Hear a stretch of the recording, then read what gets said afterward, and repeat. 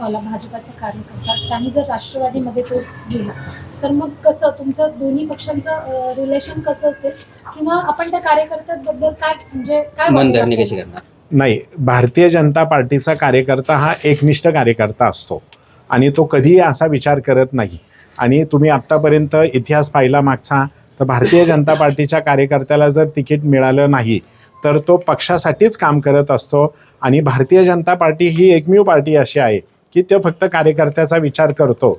आणि आपण म्हणूनच मी माझ्यासारख्या कार्यकर्त्याचं सांगितलं की पोटनिवडणुकीमध्ये मला थांबायला सांगितलेलं असताना मी थांबलो, पक्षाचं काम केलं, पक्षाचा आमदार निवडून आणला. त्याच्यानंतर पक्षाने माझ्यावर मोठी जबाबदारी दिली आणि त्या जबाबदाऱ्या पार पाडल्यामुळे पुन्हा मग मला आमदारकीची संधी मिळाली.